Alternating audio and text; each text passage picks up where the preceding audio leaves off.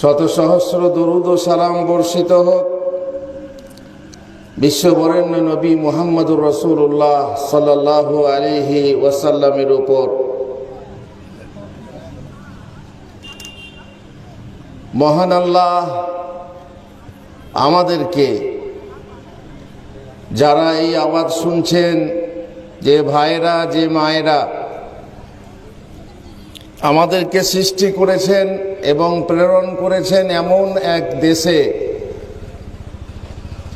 যে দেশে আসতে আমরা চাইনি, আমাদের এখতিয়ার ছিল না। আমার যে চেহারার রূপ সৌন্দর্য অনেকের কাছে সেটা পছন্দ ছিল না, আমার গায়ের যে রং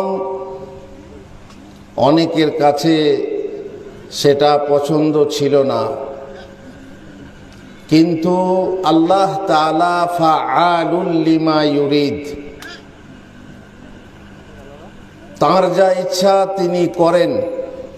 তিনি যাকে যা ইচ্ছা দান করেন, আর যাকে যা দিতে চাননি তা দেন না। আল্লাহুম্মা লা মানিআ লিমা আতাইতা ওয়া লা মুতিআ লিমা মানা'তা ওয়া লা ইয়ানফা'ু যাল জাদ্দি মিনকাল জাদ্দ ওয়া লা হাওলা ওয়া লা কুওয়াতা ইল্লা বিল্লাহ। আমরা এসেছি তারই হুকুমে আর তার হুকুম পালন করার জন্য। ওমা খালাকতুল জিন্না ওয়াল ইনসা ইল্লা লিয়াবুদুন। আমরা সৃষ্টি হয়েছি পানাহার করার জন্য নয়, আমরা সৃষ্টি হয়েছি খেলা খেলবার জন্য নয়, আমরা সৃষ্টি হয়েছি ক্ষমতার দ্বন্দ্ব প্রতিদ্বন্দ্বিতা করার জন্য নয়, আমরা সৃষ্টি হয়েছি তার হুকুম পালন করার জন্য। আমরা সৃষ্টি হয়েছি তার ইবাদত করার জন্য। দুনিয়ার বুকে এসে আমরা নিজে নিজের রুজি রোজগারে ব্যস্ত হয়ে পড়েছি। এমন ব্যস্ততা যে কয়েক ঘন্টা মজলিসে এসে বসবো তার অবসর নেই, নিজের ব্যস্ততায় আছি। মা বোনেরা নিজেদের রাত্রির খাবার পরিবেশনে তাদের বাড়িতে যে ডিউটি আছে সেই ডিউটি পালন করছেন, আর পুরুষেরা খাওয়া দাওয়া সারছেন। যদি মনে হয় তাহলে এসে বসবেন। ঘন্টার পর ঘন্টা সিনেমা দেখা হয় অবসর করে, ঘন্টার পর ঘন্টা খেলা দেখা হয়, বল খেলা, ক্রিকেট খেলা, তাতে অবসর হয়। ঘন্টার পর ঘন্টা টিভির সামনে বসে বসে রিমোট টিপে এ চ্যানেল সে চ্যানেল দেখা হয়, তাতে অবসর হয়। কিন্তু আল্লাহ রাসূলের দুটো কথা শুনবো, জিক্রের মজলিসে এসে বসে জিকির শুনবো, তার জন্য অবসর হয় না। আজকে এই কামালপুর গ্রামবাসী যে উদ্যোগ নিয়ে, যে উদ্দেশ্য নিয়ে এই জলসার আয়োজন করেছেন, আল্লাহ তাদের আশা পূরণ করুন। যারা এর পিছনে কোনো প্রকার সহযোগিতা করেছেন, আল্লাহ তাআলা তাদের কবুল করুন। কিন্তু সমস্যা হচ্ছে যেন চেরাগ তলে অন্ধকার না থেকে যায়। আমরাই জলসা করলাম, আমরাই শুনলাম না, আমরা খাওয়া দাওয়া ইত্যাদি নিয়ে হই হুল্লোড় নিয়ে কাটিয়ে দিলাম। চেরাগ তলে অন্ধকার, বাইরে থেকে কিছু লোক এসে শুনে গেল, আর আমরা উপকৃত হলাম না, তাহলে কিছুই লাভ হবে না।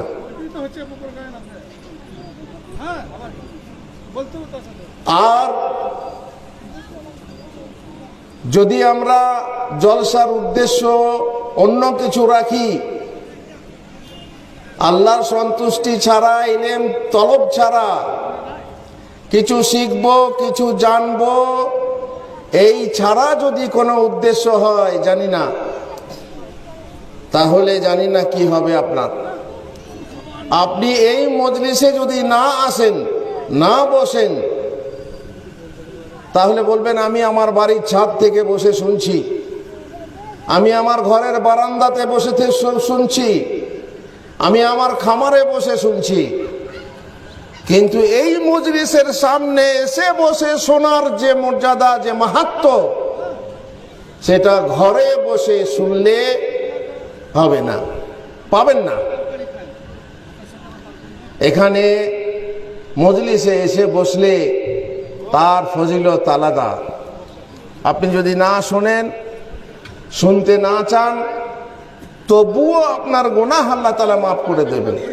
আমরা পুরুষরা মসজিদে খুতবা শুনি, আমরা বাইরে জলসা শুনি, আমরা অনেক শুনতে পাই, কিন্তু আমাদের মা বোনেরা বাড়িতে থাকে, তাদের মসজিদে যাওয়ার ব্যবস্থা নেই, তাদের জলসায় শোনার ব্যবস্থা খুব কম থাকে। পুরুষরা জুমা পড়ে এসে ঘরে তার স্ত্রীকে, তার মেয়েকে দুটো কথা শোনায় না যে মৌলী সাহেব আজকে খুতবাতে এই কথা বলল, আর মেয়েরাও জানতে চায় না যে হ্যাঁ গো মৌলী সাহেব আজ কি বলল। তার মানে কোনো প্রয়োজন নেই, দ্বীনি ইলমের কোনো প্রয়োজন নেই। জোর করে শোনানো হলে তাও শুনতে চায় না, কর্ণকুহরে প্রবিষ্ট করার পরেও সেটাকে উগুলে ফেলে দিতে চায়। আর আল্লাহ জানে কার কানে কি বাণী পৌঁছে গেলে সে উপকৃত হয়। আল্লাহ তাআলাই হচ্ছেন এই উপকার দাতা, তিনিই উপকার দিয়ে থাকেন। আল্লাহ যাকে চাইবেন তাকে উপকৃত করবেন। আমি আজকে আসলে এইটা কেন বলছি মহিলাদের ব্যাপারে, যেহেতু মহিলাদেরকে কিছু শোনাতে আমি এসেছি। যারা ঘরে বসে শুনছেন, পর্দার আড়ালে শুনছেন, খাওয়া দাওয়া রেখে দুটো কথা শুনুন, 1 ঘন্টা পরে খাবেন, সমস্যা নেই। অনেক রাত হয়, বিয়েতে শাদিতে অনেক সময় নষ্ট করেন, আর এই জলসা শোনার জন্য আপনার সময় নষ্ট করতে বলছি না, ব্যয় করেন। এতে সময় নষ্ট হয় না, এতে ব্যয় করলে সওয়াব হয়। সুতরাং তাদের জন্য কিছু উদাহরণ পেশ করছি হাদিস থেকে, মহিলাদের জন্য, যে মহিলা হতে হবে সেই রকম। সারি সর্বস্ব নারী আমরা চাই না, যে নারী, বহু নারী সমাজে দেখলে পরে সংখ্যায় তারাই যেন বেশি। বিয়ে শাদীর মজলিসে যদি আসি দেখি, তাহলে সেখানে যেন তারাই বেশি, পুরুষের সংখ্যা কম। অথচ নারী হচ্ছে তারা সারি সর্বস্ব। তাদের মধ্যে সেই জান নেই, সেই প্রাণ নেই, সেই রুহানিয়াত নেই, সেই আধ্যাত্মিকতা নেই, সেই আগ্রহ নেই যে আগ্রহ থাকা দরকার ছিল দ্বীনের জন্য, আল্লাহর জন্য, সেসব নেই। আমি কিছু কিছু উদাহরণ পেশ করে মহিলাদেরকে নসিহত করার চেষ্টা করব। একটা ইতিহাস বুখারী মুসলিমের হাদিস থেকে বলছি। জাবের রাদিয়াল্লাহু তাআলা আনহু তিনি বলেন, খন্দক যুদ্ধের সময় আমরা পরিখা খনন করছিলাম, গর্ত, দুশমন আসবে তার জন্য গর্ত খনন করছিলাম। সেই সময় একখণ্ড কঠিন পাথর বের হয়ে এলো, যা ভাঙা যাচ্ছিল না। সকলেই নবী সাল্লাল্লাহু আলাইহি সাল্লামের নিকট এসে বললেন, খন্দকের মধ্যে একখণ্ড পাথর বেরিয়েছে, আমরা তা ভাঙতে পারছি না। এ কথা শুনে তিনি বললেন, আমি নিজে খন্দকে অবতরণ করব। অতঃপর তিনি দাঁড়ালেন, সে সময়ে তার পেটে একটি পাথর বাঁধা ছিল। আল্লাহর নবী সাল্লাল্লাহু আলাইহি সাল্লামের এমন অবস্থা যে দিন চলতো না, আল্লাহর পক্ষ থেকে প্রেরিত দূত, তার দিন চলতো না। মাসের পর মাস দুই কালো জিনিস খেজুর আর পানি খেয়ে কাটাতে হতো, চুলো জ্বলতো না বাড়িতে। খিদের যাতনায় পেটে পাথর বাঁধতে হতো। তিনি দাঁড়ালেন, আর আমরা অনাহারে ছিলাম, 3 দিন কোনো কিছু খাইনি। নবী সাল্লাল্লাহু আলাইহি সাল্লাম এসে একটি গাঁইতি হাতে নিয়ে পাথরের উপর আঘাত করলেন, ফলে তৎক্ষণাৎ তা চূর্ণ বিচূর্ণ হয়ে বালুকা রাশিতে পরিণত হলো। এ হলো মুজিজা। সাহাবারা পারলেন না, আল্লাহর নবী হাত দিতেই সেটা হলো। যেহেতু আল্লাহর তরফ থেকে, এটা হচ্ছে মুজিজা বা অলৌকিক কাণ্ড, অলৌকিকতা। অতঃপর আমি বললাম, হে আল্লাহর রাসূল, আমার বাড়ি যাওয়ার জন্য অনুমতি দিন। তিনি অনুমতি দিলে বাড়ি পৌঁছে আমার স্ত্রীকে বললাম, কে বলছেন? জাবের। নবী সাল্লাল্লাহু আলাইহি ওয়াসাল্লামের মধ্যে আমি এমন কিছু দেখেছি যা আমি সহ্য করতে পারছি না, তোমার নিকট কোনো খাবার আছে কি? সে বলল, আমার নিকট কিছু জব ও একটি বকরির বাচ্চা আছে। সুতরাং বকরির বাচ্চাটি আমি জবেহ করলাম এবং সে জব পিষে আটা তৈরি করলো। অতঃপর গোশত ডেকচিতে দিয়ে আমি নবী সাল্লাল্লাহু আলাইহি ওয়াসাল্লামের নিকট এলাম। সে সময় আটা খামির হচ্ছিল এবং ডেকচি চুলার ঝিকের উপর ছিল, গোশত প্রায় রান্না হয়ে এসেছিল। তখন আমি বললাম, হে আল্লাহর রাসূল, আমার বাড়িতে সামান্য কিছু খাবার আছে, ফলে 1জন বা 2জন সাথে নিয়ে আপনি উঠে আসুন। তিনি বললেন, কি পরিমাণ খাবার আছে? আমি তার নিকট সব খুলে বললে তিনি বললেন, অনেক এবং উত্তম আছে। অতঃপর তিনি আমাকে বললেন, তুমি তোমার স্ত্রীকে গিয়ে বলো সে যেন আমি না আসা পর্যন্ত ডেকচি চুলা থেকে না নামায় এবং রুটি তৈরি না করে। তারপর সকলের উদ্দেশ্যে তিনি বললেন, তোমরা ওঠো। শুনুন খেয়াল করে, আল্লাহর নবী সাল্লাল্লাহু আলাইহি সাল্লাম সাহাবীদের উদ্দেশ্যে বললেন, তোমরা ওঠো, জাবের তোমাদেরকে খাবারের দাওয়াত দিয়েছে। মুহাজির ও আনসারগণ উঠলেন এবং চলতে লাগলেন। অতঃপর আমি আমার স্ত্রীর নিকট গিয়ে বললাম, তোমার সর্বনাশ হোক, তোমার সর্বনাশ হোক। এখন কি হবে? নবী তো মুহাজির আনসার এবং তাদের অন্য সাথীদের নিয়ে চলে আসছেন। তিনি মানে জাবেরের স্ত্রী রাদিয়াল্লাহু আনহা, তিনি বললেন, তিনি কি আপনাকে জিজ্ঞাসা করেছিলেন খাবারের ব্যাপারে? আমি বললাম, হ্যাঁ। স্ত্রী বললেন, তাহলে আল্লাহ ও তার রাসূল অধিক জানেন। মহিলা, আল্লাহর উপর ভরসাকারিনী মহিলা, কোনো দুশ্চিন্তা নেই। এত লোক আমার বাড়িতে আসছে, আর কিছু মাত্র রুটি তৈরি করার জন্য কিছু আটা আর একটা বকরি বাচ্চার গোশত মাত্র আছে। আল্লাহ রাসূল এত লোক নিয়ে আসছেন, আমি বাড়িতে কি খাওয়াবো? কোনো চিন্তা নেই, নিশ্চিন্ত মহিলা। তাহলে আল্লাহ তার রাসূল অধিক জানেন। আমাদের কাছে যা আছে তা তো আপনি তাকে জানিয়ে দিয়েছেন। জাবের বলেন, তখন আমার কিং কর্তব্য বিমূঢ়তা দূর হলো। আমি বললাম, তুমি ঠিকই বলেছ, আল্লাহ এবং রাসূল ভালোই জানেন তিনি কি খাওয়াবেন, তিনি নিজেই জানেন। তারপর নবী সাল্লাল্লাহু আলাইহি ওয়াসাল্লাম উপস্থিত হয়ে বললেন, তোমরা সকলেই প্রবেশ করো এবং ভিড় করো না, ধীরে সুস্থে। এই বলে তিনি রুটিগুলোকে টুকরো টুকরো করে তার উপর গোশত দিয়ে সাহাবাদের মাঝে বিতরণ করতে শুরু করলেন। এগুলো পরিবেশন করার সময় তিনি ডেকচি ও চুলা ঢেকে রেখেছিলেন। এভাবে তিনি রুটি টুকরা করে হাত ভরে বিতরণ করতে লাগলেন। এতে সকলে তৃপ্তি সহকারে খাবার পরেও কিছু বাকি রয়ে গিয়েছিল। এটা হচ্ছে রাসূলের মুজিজা। আমি এই ঘটনা কেন বললাম? শুধুমাত্র মহিলার আল্লাহর ভরসা, কোনো ভয় নেই। আল্লাহ রাসূল আসছেন, স্বয়ং তিনি নিজের লোক নিয়ে আসছেন। কত সংখ্যা ছিল জানেন? 900 জন, 900 লোক নিয়ে ওই একটা বকরির বাচ্চার গোশত আর এই কিছু আটার রুটি 900 জন লোককে খাওয়াবার জন্য আসছেন। মহিলার কোনো দুশ্চিন্তা নয়, আল্লাহ ওয়া রাসূলুহু আলাম, আল্লাহ রসুল যখন নিয়ে আসছেন তিনি ব্যবস্থা করে নেবেন। এগুলো এক মহিলার কথা। দ্বিতীয় মহিলা, ধর্ম আখেরাতের ব্যাপারে আদর্শ স্ত্রীর আজব সহমত যদি দেখতে চান, শুনতে চান, তাহলে শুনুন। মদিনায় এক এতিমের বাগান ছিল, ওর সাথে অন্য এক ব্যক্তির বাগানও লাগালাগি ছিল। খেজুর গাছগুলি এমনভাবে লাগালাগি ছিল যে ঝড় বৃষ্টি হলে খেজুর নিচে পড়ে গেলে পরস্পরের খেজুর পৃথক করা কঠিন হয়ে যেত। বোঝা যেত না কার গাছের পড়ে যাওয়া খেজুর কোনটা এবং কোনটা কার।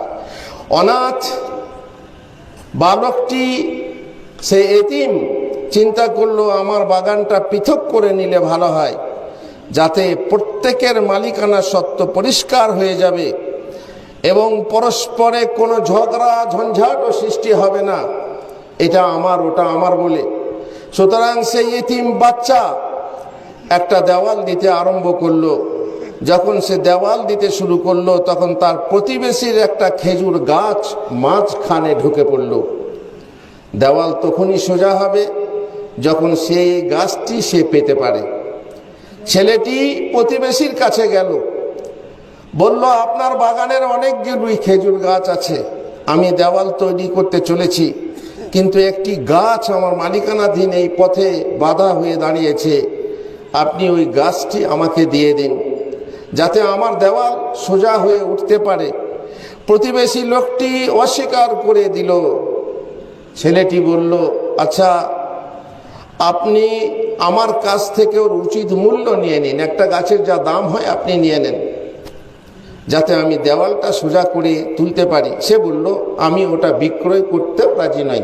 প্রতিবেশী বলল, আমি ওটা বিক্রি করতেও রাজি নই। ছেলেটি সোজা রাসূলুল্লাহ সাল্লাল্লাহু আলাইহি ওয়াসাল্লামের খিদমতে উপস্থিত হলো, আবেদন করলো। এটা সুবিধা ছিল, আল্লাহ রসুলের জামানায় কিছু হলে আমাদের মতো বিচার, এই আধো বিচার, কোলটানা বিচার, ঝোলটানা বিচার তখন তো ছিল না। আল্লাহ রসুল স্বয়ং সেখানে গিয়ে সাহাবারা নিজেদের মসলা পেশ করতেন, নিজেদের ঝামেলা, নিজেদের মোকদ্দমা, নিজেদের মামলা পেশ করতেন, আর তিনি ফয়সালা দিয়ে দিতেন। আবেদন করলো, হে আল্লাহর রসুল, অমুক লোকের বাগানের লাগালাগি আমার বাগান আছে, আমি দুই বাগানের মধ্যখানে দেওয়াল তৈরি করতে চাচ্ছি, কিন্তু দেওয়ালটি ততক্ষণ পর্যন্ত সোজা হবে না যতক্ষণ পর্যন্ত রাস্তায় অবস্থিত ওর একটি খেজুর গাছ আমার মালিকানায় না আসবে। আমি ওই গাছের মালিককে অনুরোধ করেছি বিক্রয় করার জন্য, নানা রকম অনুনয় বিনয়ও করেছি, কিন্তু সে কোনো মতেই রাজি হয়নি বিক্রি করতে। হে আল্লাহর রসুল, আপনি আমার তরফ থেকে ওর কাছে সুপারিশ করে দিন যাতে সে গাছটি আমাকে দিয়ে দেয়। নবী সাল্লাল্লাহু আলাইহি সাল্লাম বললেন, ওই লোকটিকে ডেকে নিয়ে এসো। ছেলেটি ওই লোকটিকে তার কাছে গিয়ে বলল, আল্লাহ রসুল সাল্লাল্লাহু আলাইহি সাল্লাম আপনাকে ডাকছেন। লোকটি মসজিদে নববীতে এলো। রসুল সাল্লাল্লাহু আলাইহি সাল্লাম তার দিকে চেয়ে দেখলেন এবং বললেন, তোমার গাছটি এই এতিম ছেলেটাকে দিয়ে দাও। লোকটি বলল, আমি তো এই গাছ দেব না। নবী সাল্লাল্লাহু আলাইহি সাল্লাম পুনরায় বললেন, নিজের এই ভাইকে গাছটা দিয়ে দাও। লোকটি বলল, না আমি দেব না। নবী করিম সাল্লাল্লাহু আলাইহি সাল্লাম আবারও বললেন, তোমার ভাইটিকে গাছটি দিয়ে দাও, আমি ওর বিনিময়ে জান্নাতে একটি গাছ দেবার প্রতিশ্রুতি দান করছি, তুমি ওকে দিয়ে দাও, আমি তোমাকে জান্নাতে এর বিনিময়ে একটি গাছ দেওয়ার প্রতিশ্রুতি বা দিচ্ছি বা জামিন হচ্ছে। এত বড় একটি ভালো প্রস্তাব শোনার পরেও সে বলল, না আমি খেজুর গাছ দেব না। দুনিয়ার বিনিময়ে আখেরাতের সম্পত্তি আমি পাবো, তাতেও লোভ হলো না। বহু মানুষ আছে এরকম হতভাগা, যদি বলা হয় দুনিয়ার এই বিনিময়ে আখেরাতকে কিনে নাও, না, আখেরাতকে বিক্রি করে দুনিয়া কিনবে এটা ঠিক আছে। আমার দুনিয়া বেঁচে থাক, আখেরাত ধ্বংস হোক। দুনিয়া বেঁচে থাক, আখেরাত ধ্বংস হোক, সেও ভালো। আমার দুনিয়াতে আমার টালি টাইলওয়ালা বাড়ি চাই, গাড়ি চাই। আখেরাতে যা হবে দেখা যাবে। নগদ যা পাও হাত পেতে নাও, দূরের খাতা শূন্য থাক, দূরের খাতা, ধারের খাতা শূন্য থাক, নগদ চাই। এক্ষণে আল্লাহ রাসূল সাল্লাল্লাহু আলাইহি ওয়াসাল্লাম নীরব হয়ে গেলেন। এর থেকে তিনি আর বেশি কি বলতে পারেন, আর কি বা দিতে পারেন? উপস্থিত সাহাবীবৃন্দ নীরবে সমস্ত কথাবার্তা শুনছিলেন। উপস্থিত সাহাবীবৃন্দের মধ্যে বিখ্যাত সাহাবী আবু দাহদাহ, নামটা মুখস্থ করে নেন। বিখ্যাত সাহাবী আবু দাহদাহ রাদিয়াল্লাহু তাআলা আনহু বিদ্যমান ছিলেন। মদিনায় তার একটি সুন্দর বাগান ছিল, যাতে 600 খেজুর গাছ ছিল এবং উৎকৃষ্ট ফলের জন্য বাগানটি প্রসিদ্ধ ছিল। উন্নত মানের খেজুর হওয়ার সুবাদে বাজারে তার চাহিদাও ছিল অত্যধিক। মদিনার বড় বড় ব্যবসায়ী ঐকান্তিক আশা পোষণ করত, যদি তাদের ওই রকম একটা বাগান হতো। আবু দাহদাহ রাদিয়াল্লাহু তাআলা আনহু ওই বাগানের মধ্যখানে একটি সুন্দর বাড়ি নির্মাণ করে রেখেছিলেন। স্ত্রী ও সন্তান সন্ততি সহ তিনি সেখানে স্বাচ্ছন্দ্যে বসবাস করতেন। মিষ্টি পানির কূপ ওর গুরুত্ব আরো বৃদ্ধি করে দিয়েছিল। আবু দাহদাহ রাদিয়াল্লাহু তাআলা আনহু যখন রাসূল সাল্লাল্লাহু আলাইহি ওয়াসাল্লামের ওই আকর্ষণীয় প্রস্তাব শুনলেন, কি আকর্ষণীয় প্রস্তাব? খেজুর গাছের বিনিময়ে জান্নাতে একটা খেজুর গাছ, দুনিয়ার একটা গাছের বিনিময়ে জান্নাতের একটা খেজুর গাছ। তখন তিনি মনে মনে বললেন, এই দুনিয়া কত তুচ্ছ, আজ না হয় কাল মরতেই হবে, অতঃপর চিরস্থায়ী সুখ কিংবা দুঃখের জীবন শুরু হবে। মর নেই, রাতে শুলে সকালে চোখ খুললে কাল সকাল, আর চোখ না খুললেই পরকাল, শুরু হয়ে গেল পরকাল। দুনিয়ায় তুচ্ছ দুনিয়া, চিন্তা করতে পারেন? সাহাবারা এরকমই ছিলেন। একবার এক ছেলে নবী সাল্লাল্লাহু আলাইহি ওয়াসাল্লামকে উজুর পানি দিলেন। তিনি বললেন, তুমি আমার কাছে কিছু চাও, তুমি আমার কাছে কিছু চাও। বলছে, ইয়া রাসূলুল্লাহ, আমাকে সময় দেন, আমি কি চাইবো আপনাকে বলবো। ছেলেটা কিছুই চাইলো না। সে কারো কাছে, মায়ের কাছে বা কারো সাথে পরামর্শ করে এসে বলছে, ইয়া রাসূলুল্লাহ, আমি জান্নাতে আপনার সঙ্গ চাই, জান্নাতে যেন আপনার সঙ্গে থাকতে চাই। অথচ তিনি সে যদি চাইতো, টাকা পয়সা চাইতো, পেত। সে যদি আরো কিছু চাইতো, পেত। কিন্তু দুনিয়ার কিছু চাওয়া সে চাইলো না। সে বলল, ইয়া রাসূলুল্লাহ, আমি জান্নাত শুধু নয়, জান্নাতে আপনার সঙ্গে থাকতে চাই। এ হলো রাসূলুল্লাহ সাল্লাল্লাহু আলাইহি ওয়াসাল্লামের জামানায় সাহাবাদের চাওয়া। দুনিয়া কিছুই না, দুনিয়া চাইবো কেন? তো রাসূলুল্লাহ সাল্লাল্লাহু আলাইহি ওয়াসাল্লাম বললেন যে, তুমি এই ব্যাপারে আমাকে সাহায্য করো, বেশি বেশি নফল নামাজ পড়ো। এইভাবে সাহাবারা দুনিয়া ত্যাগ করে আখিরাতকে প্রাধান্য দিয়েছেন। ইনি আবু দাহদাহ বললেন, এই দুনিয়া কত তুচ্ছ, আজ না হয় কাল মরতেই হবে, অতঃপর চিরস্থায়ী সুখ কিংবা দুঃখের জীবন, অতঃপর যদি পরকালের জীবনে জান্নাতে একটা খেজুর বৃক্ষ আমি পেয়ে যাই, তাহলে কতই না সুন্দর হয়। অগ্রসর হয়ে বললেন, ইয়া রাসূলুল্লাহ, আপনি যে সুসংবাদ দিয়েছেন তা কি শুধু ওই ব্যক্তির জন্যই? আমি যদি ওই গাছটি খরিদ করে ওই ছেলেটাকে দিয়ে দিই, তাহলে কি আমি জান্নাতে খেজুর গাছ পাবো? নবী সাল্লাল্লাহু আলাইহি ওয়াসাল্লাম উত্তরে বললেন, হ্যাঁ, তোমার জন্য আমি খেজুর গাছের জামিন থাকছি। এক্ষণে আবু দাহদা রাদিয়াল্লাহু তাআলা আনহু চিন্তা করতে লাগলেন, এমন কি জিনিস আছে যার বিনিময়ে গাছটি খরিদ করে ছেলেটাকে দান করে দেব। ইত্যবসরে হঠাৎ একটা অভিনব সিদ্ধান্ত তার মনে উদয় হলো। তিনি ওই লোকটির সঙ্গে কথোপকথন শুরু করলেন। বললেন, তুমি তো আমার বাগান সম্পর্কে ভালোভাবেই অবগত আছো। আমার কত সুন্দর বাগান আছে, যাতে 600 খেজুর গাছ আছে, যেখানে বসবাস উপযোগী ঘর আছে এবং কুয়ো আছে, যেখান থেকে পানি, মিষ্টি পানি পাওয়া যায়। এত সুখ সুবিধা আছে সেই বাগানের ভিতরে। লোকটি বলল, মদিনায় কে এমন লোক আছে যে ওই বাগান চিনে না বা জানে না? আমিও চিনি, আমিও জানি। আবু দাহদা রাদিয়াল্লাহু তাআলা আনহু বললেন, তাহলে তুমি এক কাজ করো, ওই একটি গাছের বিনিময়ে তুমি আমার সম্পূর্ণ বাগানটা নিয়ে নাও। সম্পূর্ণ বাগানটা আমি তোমাকে দিয়ে দিলাম, তাতে যে ঘর বাড়ি আছে, কুয়া আছে, সব তোমার। দিয়ে ওই গাছটা এতিমকে ছেড়ে দাও। এই কথা শুনে লোকটির আশা বা বিশ্বাস হচ্ছিল না, আস্থা হচ্ছিল না, বিশ্বাস হচ্ছিল না। সে আবু দাহদার মুখের দিকে তাকিয়ে দেখল, সেই সঙ্গে উপস্থিত জনগণের প্রতিও দৃষ্টিপাত করলো এবং বলল, আপনারা সবাই শুনছেন তো আবু দাহদা যা কিছু বলছেন। আবু দাহদা রাদিয়াল্লাহু তাআলা আনহু নিজের ওই বাক্যটি পুনরায় উচ্চারণ করলেন এবং উপস্থিত জনগণকে সাক্ষী করে বললেন, সুতরাং একটি খেজুর গাছের বিনিময়ে তিনি সম্পূর্ণ বাগান, ঘর, কূপ ওই লোকটিকে প্রদান করে দিলেন।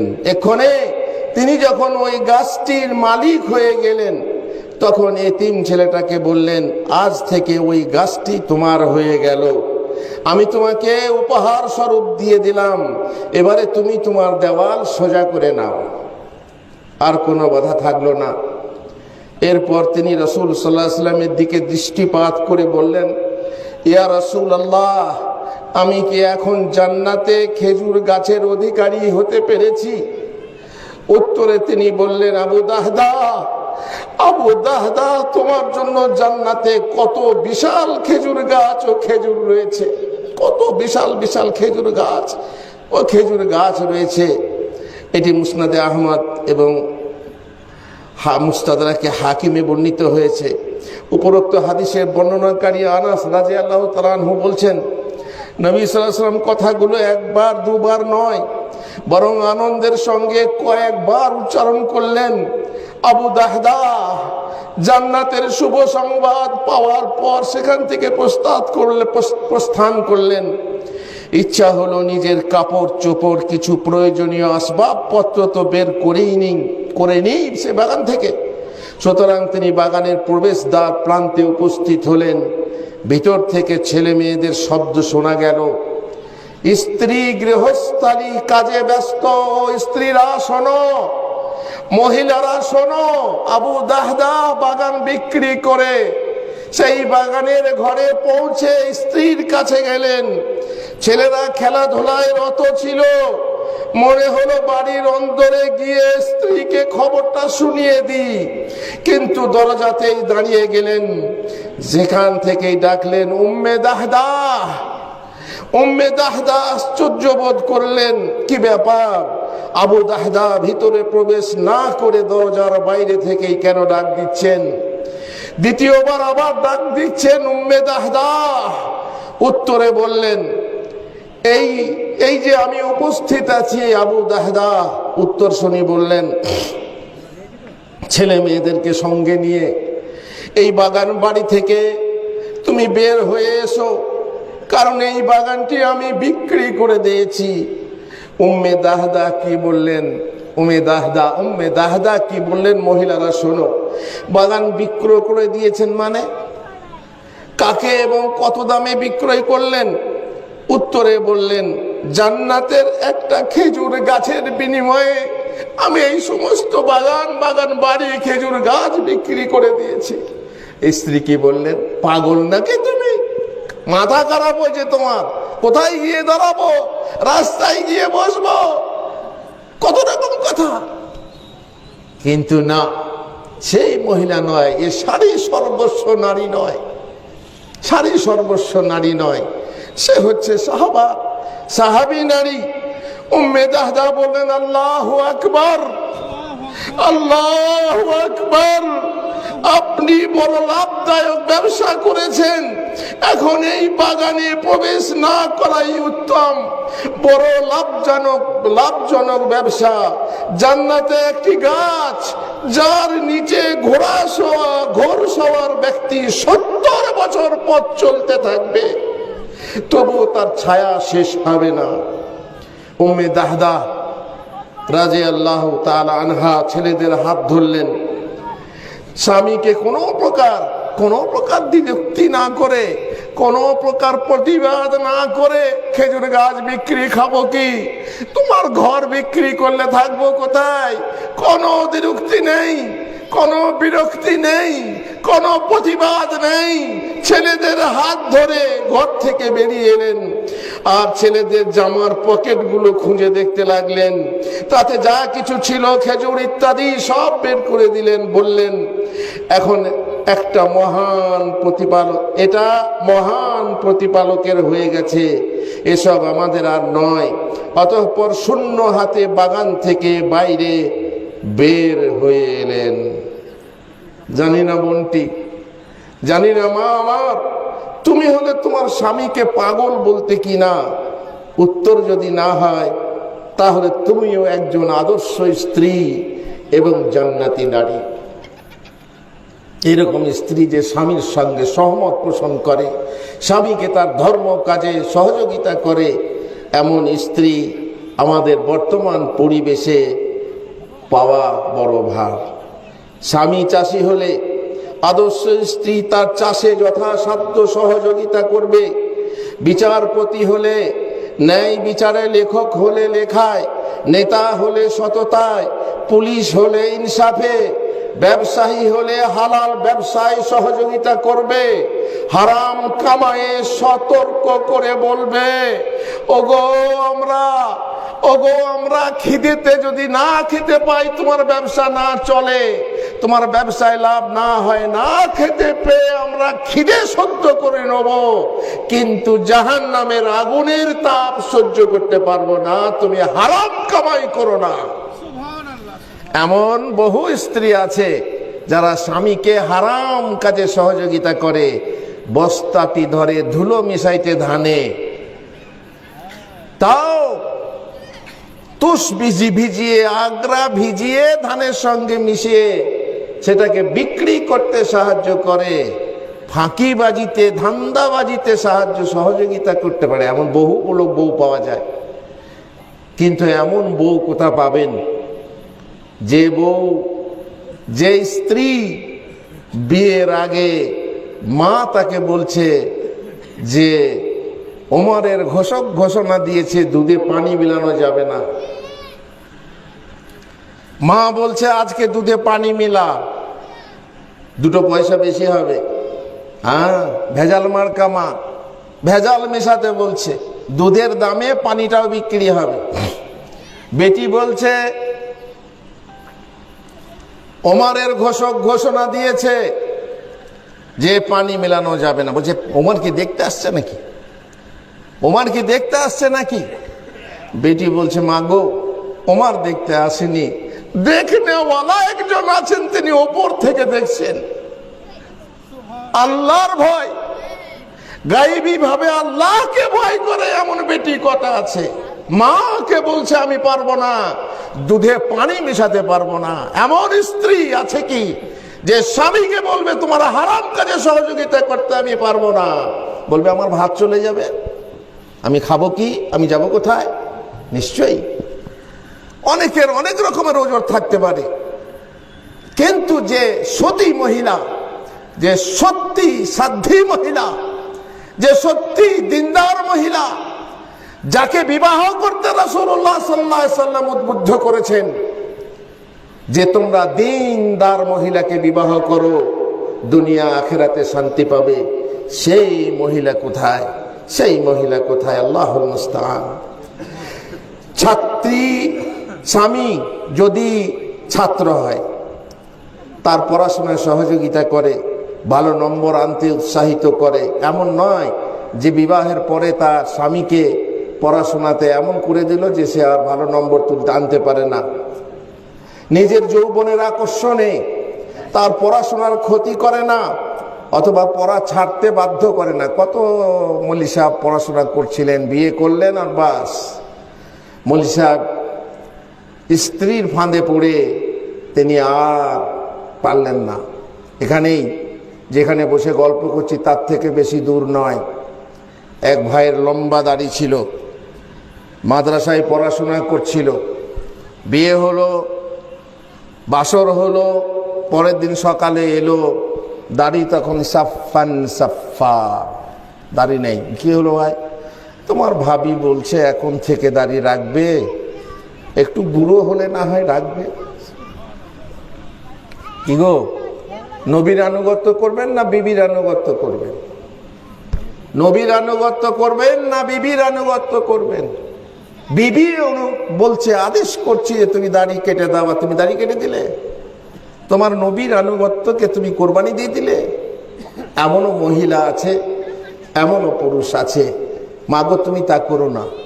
তুমি তোমার স্বামীর জন্য সহযোগিতা করবে দিনের কাজে, তুমি নিজে দিনের কাজের কাজী হবে এবং তোমার স্বামীকে দিনদার বানাতে সহযোগিতা করবে। তবেই হবে তুমি সেই স্ত্রী যে স্ত্রী জান্নাতে যাবে স্বামীর সাথে এবং চিরস্থায়ী জান্নাতে বসবাস করবে। চাকুরিজীবী হলে চাকুরিতে বাধা দেয় না, সে উদ্দেশ্যে দূরে বা বিদেশে থাকলে নিজের প্রেম উৎকণ্ঠা প্রকাশ করে তাকে কাছে ডেকে নেয় না। গাছতলাতে বাস করব, বাসি ভাত খাবো, শুকনো রুটি খাবো, তবু তুমি বিদেশে থেকো না, আমি আর থাকতে পারছি না। আর যখন সে বাড়ি ফিরে এলো, তারপরে একটা লিপস্টিক কিনে দিতে পারে না, তখন পা ঠোকে, থালা ঠোকে, হাঁড়ি ঠোকে। তোমার মুরদ নেই, তুমি একটা বউ পুষতে পারো না, শখ আহ্লাদ মেটাতে পারো না, কত রকমের কথা। তো কালকে তুই ডেকে আনলি কেন? নিজের যৌবনের তাড়নায় ডেকে এনে, যদি আমি আর কামাই করতে না পারি, বিদেশে গেছিলাম, এখানে এসে তুমি লিপস্টিক পাও না, তার জন্য তুমি পা ঠুকছো, থালা ঠুকছো, ছেলে মারছো। এই খনুস করে তুমি খনুস কাকে দেখাচ্ছ? তুমি তোমার স্বামী, যদি তুমি স্বামীকে কাছে পেতে চাও তো সেই রকম ভাবে তুমি স্বামীকে কাছে রাখবে, তবেই না হবে তুমি ভালো স্ত্রী।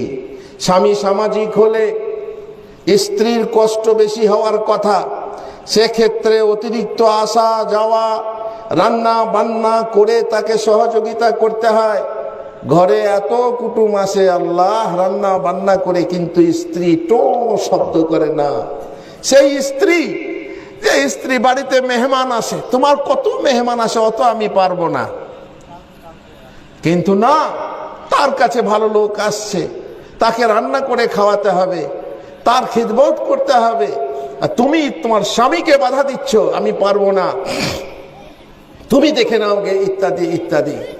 এইভাবে যদি বাধা দাও, তোমার স্বামীকে ভালো কাজ করতে বাধা দাও, স্বামীর ভালো কাজে যদি তুমি সহযোগিতা না করো, তাহলে তুমি কিন্তু ভালো আদর্শ স্ত্রী নও, ভালো স্ত্রী নও। ভালো স্ত্রী হতে হলে স্বামীর সহমত করতে হবে তার দিনদারিতে, এবং তোমাকে দিনদার হতে হবে।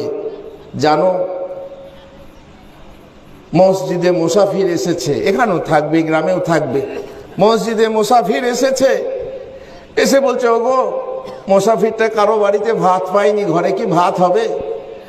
বলছে যে আমি তোমার জন্য ভাত রাখা আছে, সেইটুকুই আছে, আর আমার জন্য যা ভাত আছে তাই আছে। তো বলছে, এক কাজ করো, আমার ভাতটা দাও, আমি মুসাফিরকে দিয়ে আসি, বেচারি খেতে পাইনি। স্বামীকে স্ত্রী স্বামীকে ভাত দিয়ে মসজিদের মুসাফিরকে খাইয়ে এলো, এসে বলছে, আমাকে 4টি মুড়ি দাও। স্ত্রী বলছে, তুমি কেন মুড়ি খাবে? তুমি ভাত খাও, আমি মুড়ি খাবো। এ হচ্ছে স্ত্রী, যে স্ত্রী স্বামীর সহযোগী, যে স্বামীকে মুড়ি খেতে না দিয়ে, যে ওনা ভাত দিয়ে ওনা মুড়ি খাদ্য আছে, বহু মহিলা আছে, ও দেখে লাগবে, ও করলো কেন? কিন্তু না, আমি স্বামীকে মুড়ি খেতে দেবো কেন? আমি স্বামীর হয়ে খাবো, স্বামী আমার ভাত খাক। এরকমও স্ত্রী আছে। তোমাকে সেই স্ত্রী হতে উদ্বুদ্ধ করার জন্য আর সেই স্বামী হতে উদ্বুদ্ধ করার জন্য আমি আজকে হাদিসের গল্পের কথাগুলো বারবার রিপিট করছি। এই জীবন একটি যাত্রা, একটি সফর, একটি যুদ্ধ। এতে স্বামী স্ত্রীর পরস্পর সহযোগিতা একান্ত জরুরি। একজন সহযোগী ও সহকর্মী না হলে এ জীবনের কর্মক্ষেত্রে কালাতিপাত করা বড় কঠিন। তুমি তোমার স্বামীর সহযোগী হও, বাসর রাতেই সেই দৃঢ় সংকল্প গ্রহণ করো, বিবাহের রঙে রাঙা উৎসব, রাঙা মন, রাঙা আভরণ। বলো নারী, এই রক্ত আলোকে আজ মম নবজাগরণ। পাপে নয় পতি পুণ্যে সুমতি, থাকে যেন হয়েও পতির সারথি। পতি যদি হয় অন্ধ হে সতী, পতি যদি হয় অন্ধ হে সতী, বেদনা নয়নে আবরণ। তোমার স্বামী যদি অন্ধ হয়ে যায়, তুমি চোখে পর্দা নিও না। তোমার অন্ধ পতিরে আঁখি দেয় যেন তোমার সত্য আচরণ। তুমি সুন্দর ব্যবহার দিয়ে তোমার স্বামীকে খুশ করে রাখবে। তোমার স্বামী যদি অচল হয়ে যায়, তোমার স্বামী যদি অক্ষম হয়ে যায়, তুমি ছেড়ে মায়ের বাড়ি চলে যাবে। তুমি আদর্শ স্ত্রী নও। অতএব তুমি খবরদার ভালো স্ত্রী হও। কোনো পাপ কাজে স্বামীর সহযোগিতা করো না, বরং অন্যায় কাজে তাকে বাধা দাও, অন্যায়ের প্রতিবাদ ও প্রতিরোধ করো। আর তুমি স্বামীর ভালো স্ত্রী হয়ে যাও, জান্নাতি স্ত্রী হয়ে যাও। তুমি মুসলিম আদর্শ রমণী। তুমি যথাযথ স্বামীকে যৌন সুখ দান করো, আর তাতে অমত প্রকাশ করে খুনসুটির লড়াই খাড়া করো না।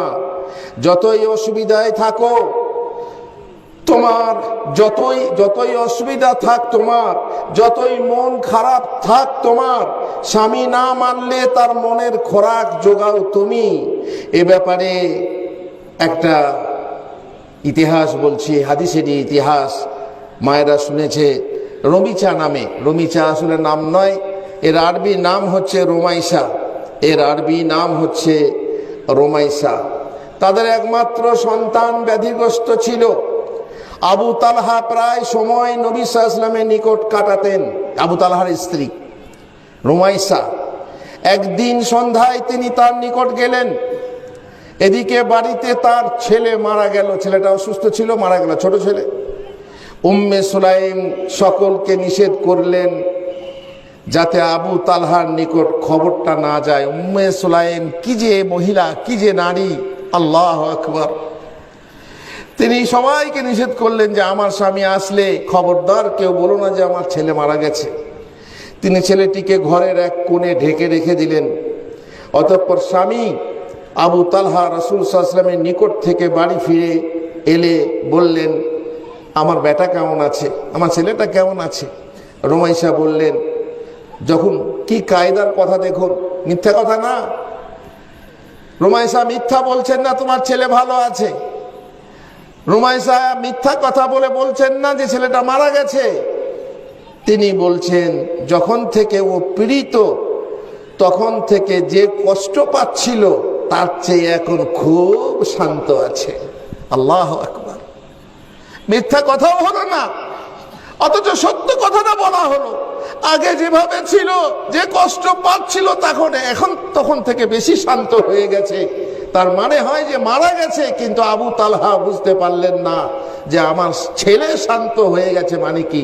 তিনি ভাবলেন ছেলে ভালো হয়ে গেছে, আর আশা করি সে আরাম লাভ করেছে। এটা একটা কথা বলি, এখানে আমরা বলি মরে গেছে, আরাম পেয়ে গেছে। মরে গেলে কেউ আরাম পায় না। যদি আমল ভালো থাকে তাহলে আরাম পায়, আর যদি আমল খারাপ থাকে তাহলে সে আরো বেশি কষ্ট পায়। মরে গেলে কেউ আরাম পায় না যদি তার আমল খারাপ থাকে। যদি কেউ আত্মহত্যা করে মরে, এ জীবন থেকে নিজেকে মনে করে যে আমি ভালো জায়গায় চলে যাব। অনেকে তো আবার প্রেম করে ইহ জন্মে দেখা হলো না প্রিয়, দেখা হবে পরে জন্মে, দিয়ে দুজনাই একসঙ্গে আত্মহত্যা করে। নিয়ে মনে করে কি ওখানে দাঁড়িয়ে আছে ওদের জন্য বিয়ে দেওয়ার জন্য, বিয়ে দেওয়ার জন্য লোক দাঁড়িয়ে আছে। এটা কি তোর বাপের মামার বাড়ি পেয়েছো? মরে তুমি কি মামার বাড়ি যাবে যে দুজনাই একসঙ্গে মিলিত হবে নিয়ে বিয়ে করবে? হ্যাঁ, কেউ কেউ আবার বলে লাইলা মজনু, দাড়ি চাচ্ছিস না রে, লাইলা মজনুর বিয়েতে বরযাত্রী যেতে পারবে। আমাদের দেশে বলে সবাই লাইলা মজনুর বিয়েতে বরযাত্রী যাবেন। আরে লাইলার সাথে মজনু দেখা হবে কিনা তাই জানি না, জান্নাতে থাকবে না জাহান্নামে থাকবে তাও জানি না, একজনে জান্নাতে যাবেন, একজন নীলদিনে থাকবে, একজন সিজ্জিনে থাকবে, কিছুই জানি না। আর বলি মরে গেলে আরাম পেয়ে গেল, ভাবছে মরে গেলে আমি স্বস্তি পেয়ে যাব, কিন্তু না, মরে গেলে তুমি আরো কষ্ট পাবে। আত্মহত্যা মহাপাপ। যদি আত্মহত্যা করো, যে জিনিস নিয়ে তুমি আত্মহত্যা করছো জাহান্নামে চিরকাল অথবা বহুকাল, সেই জিনিস নিয়ে আত্মহত্যা করতেই থাকবে, তাহলে মরে গেলে তুমি মানে আরাম পেয়ে যাবে। সেটা কি করে হয়? কিন্তু এক্ষেত্রে সত্য, এক্ষেত্রে উম্মে সুলাইম সত্য বলেছেন, যেহেতু একজন শিশুর কোনো পাপ থাকে না, শিশুর কোনো পাপ থাকে না, সেই শিশু মরে গেছে, সে আমনা শান্ত হয়ে গেছে। অতঃপর পতিপ্রাণা স্ত্রী, স্বামী এবং তার সাথে আসা আরো অন্যান্য মেহমানদের জন্য রাতের খাবার, রাতের ব্যাপার, রাত্রের খাবার পেশ করলেন। ছেলে মরে ঘরের কোণে ঢাকা রাখা আছে, আর স্ত্রী, স্বামী এবং তার সাথে আসা লোকেদের খাবারের ব্যবস্থা করছে। আবু তালহা উঠে নিজের বিছানায় শুয়ে পড়লেন। খাওয়া দাওয়া হয়ে গেল, লোকেরা বাড়ি ফিরে গেল, আর উনি আমনা, বাস ছেলে আমনা আরামে ঘুমাচ্ছে, ছেলেটাকে কোলে নিয়ে দেখে নি না ঘুমাচ্ছে, ঘুমাক।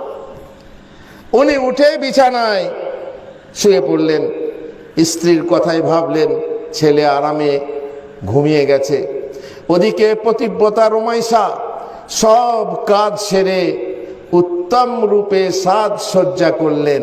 আমাদের মেয়েরা দিনের বেলায় সাজে, কার জন্যে? স্বামীর জন্যে নয়, বাড়িতে দেওর এলে সাজে, হাসপাতাল যেতে হলে সাজে, হাটে বাজারে যেতে হলে সাজে। স্বামীর জন্য ছেঁড়া কাপড় আর নাকে পোঁটা, লিপস্টিক অন্যের জন্যে, সাজগোজ অন্যের জন্যে, স্বামীর জন্য নয়।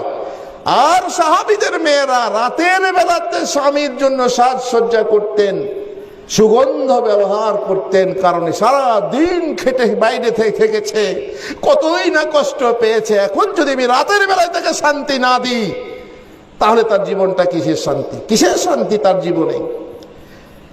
সাজসজ্জা করে সুগন্ধি মাখলেন, অতঃপর স্বামীর বিছানায় এলেন।